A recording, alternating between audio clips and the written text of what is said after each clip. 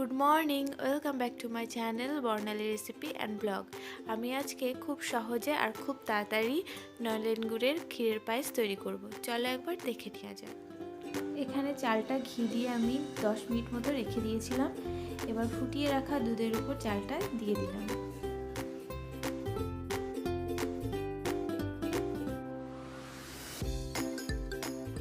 গোবিন্দভোগ চালটা সিদ্ধ হয়ে গেছে। এবার 2-3 চামচ চিনি দিয়ে দেবো। এবার আমি ভিজিয়ে রাখা কাজু কিশমিশগুলো দিয়ে দেব।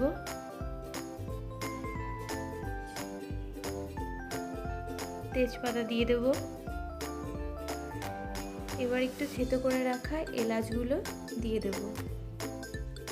আর আমি আগে থেকেই দুধ জ্বালিয়ে ক্ষীর তৈরি করে রেখেছিলাম, সেটা এবার আমি দিয়ে দিচ্ছি।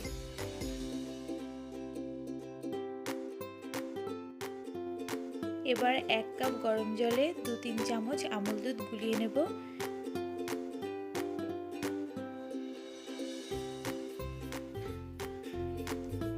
এবার আমি এটা দিয়ে দিচ্ছি। এবার সবার লাস্টে খেজুরের গুড় দিয়ে নেড়ে চেড়ে নামিয়ে দেব।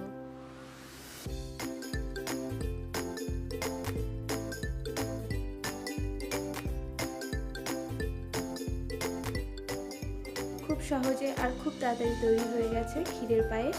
আর তোমরা বাড়িতে এটা অবশ্যই ট্রাই করো। এখন আমি দিয়ে দেব কেশর, তোমরা চাইলে দিতেও পারো, নাও পারো।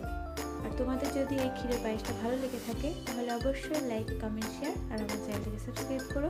আর তোমরা সবসময় সুস্থ থেকো, ভালো থেকো। Thank you.